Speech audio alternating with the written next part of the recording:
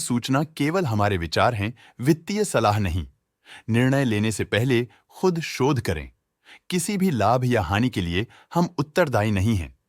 आज हम देख रहे हैं ईपीएल लिमिटेड के 2024-25 Q3 की consolidated financial performance. Starting with the sales, पिछले क्वार्टर से सेल्स में -6.5% का डिक्रीज हुआ है, मगर कंपनी ने पिछले साल के मुकाबले 4% का सेल्स इंक्रीज रिपोर्ट किया। Expenses -6.5% quarter on quarter decrease हो गए हैं, जो साल भर के 2.5% के राइज के साथ अलाइन करता है। एक्सपेंसेस में डिक्रीज अच्छा है, लेकिन सेल्स में डिक्रीज निराशा की बात है। ऑपरेटिंग प्रॉफिट, जो पिछले साल के कंपैरिजन में 10% अप हुआ है, quarter on quarter around -8% decrease हुआ है। Operating profit margin OPM annual basis पे 1% से इंक्रीज हुआ है और पिछले क्वार्टर के कंपैरिजन में -0% से डिक्रीज हुआ है। एक्सेप्शनल आइटम्स को ऐड करके अदर इनकम पिछले क्वार्टर के कंपैरिजन में -9% गिर गई, बावजूद इसकी ईयरली डिक्लाइन -46.5% हुई है। इंटरेस्ट एक्सपेंसेस पिछले क्वार्टर से -6% डाउन हुआ, लेकिन ईयर ओवर ईयर डिक्रीज -7% हुआ है।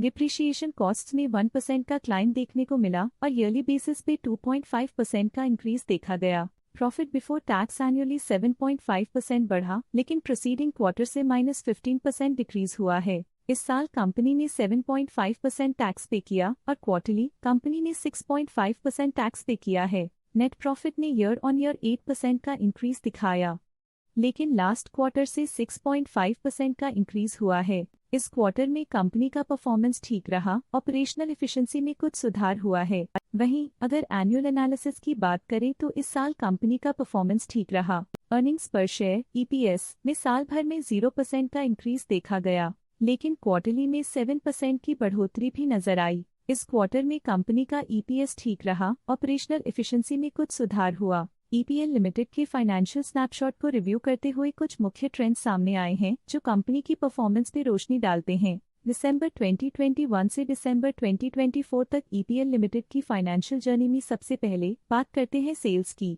इस साल सेल्स में 7% की वृद्धि हुई है और पिछले 4 सालों में 23% की वृद्धि हुई है, जो एक निरंतर अपवर्ड ट्रेंड को दर्शाता है। पिछले 3 साल से सेल्स लगातार बढ़ती जा रही है, जो मार्केट एक्सपेंशन और कंज्यूमर डिमांड में वृद्धि को दर्शाता है। अब बात करते हैं एक्सपेंसेस की। इस साल एक्सपेंसेस 7% बढ़े हैं और 4 सालों में 22% का इजाफा हुआ है। इस साल सेल्स और एक्सपेंसेस एक साथ बढ़ रहे हैं, जो बैलेंस्ड ऑपरेशनल अप्रोच को दर्शाता है। ऑपरेटिंग प्रॉफिट का सफर स्टेडली ऊपर चढ़ रहा है, इस साल 10% की बढ़ोतरी के साथ और पिछले 4 सालों में 27.5% का नोटिसेबल राइज हुआ है। एक टेम्पररी गिरावट के बाद ऑपरेटिंग प्रॉफिट ने लगातार दूसरे साल वृद्धि को बनाए रखा है, जो बिजनेस ऑपरेशंस में साइक्लिकल अपटर्न को दर्शाता है। इस साल नेट प्रॉफिट में -6% की गिरावट हुई, लेकिन पिछले 4 सालों में 14.5% की बढ़ोतरी हुई है, जो कंपनी की मजबूती दिखाता है। इस साल EPS में -3.5% की कमी के बावजूद लंबी अवधि में देखा जाए तो 19% की मजबूत वृद्धि हुई है।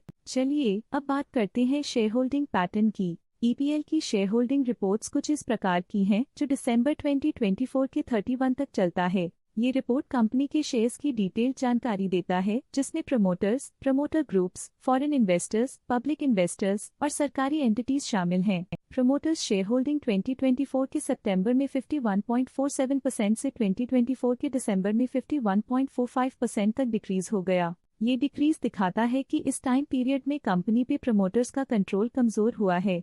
पब्लिक हेल्थ शेयर्स का परसेंटेज 2024 के सितंबर में 23.89% से 2024 के दिसंबर में 22.03% तक डिक्रीज हो गया। इस डिक्रीज से साफ है कि इस टाइम पीरियड में कंपनी में पब्लिक का हिस्सा डिक्रीज हुआ है।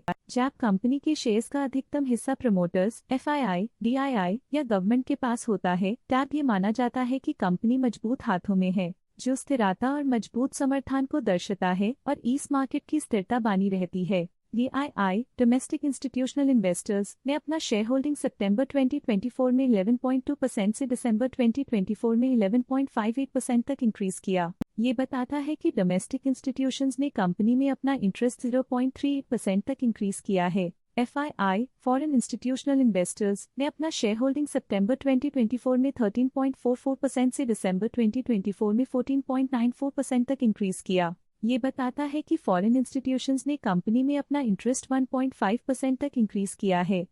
ये था कंपनी का करंट शेयर होल्डिंग पैटर्न। अब नजर डालते हैं ईपीएल के स्टॉक रिकमेंडेशन पे। लॉटस स्टॉक का करंट प्राइस 277.7 रुपीस चल रहा है। मोतीलाल ओसवाल ने स्टॉक की बाय रिकमेंडेशन दी थी। उन्होंने स्टॉक का टारगेट प्राइस 315 का अनुमान लगाया था। रिकमेंडेशन के समय स्टॉक का प्राइस 252.85 चल रहा था, जो करंट प्राइस से 12% अप है। आईसीआईसीआई सिक्योरिटीज ने स्टॉक की बाय रिकमेंडेशन दी थी। उन्होंने स्टॉक का टारगेट प्राइस 350 का अनुमान लगाया था। रिकमेंडेशन के समय स्टॉक का प्राइस 254.9 चल रहा था, जो करंट प्राइस से 24.1% अप है। आज के लिए फाइनेंशियल सेक्टर में इतना ही। देखने के लिए धन्यवाद। स्टॉक लेटेस्ट न्यूज अपडेट के लिए चैनल को सब्सक्राइब करें और वीडियो को लाइक एंड शेयर करें।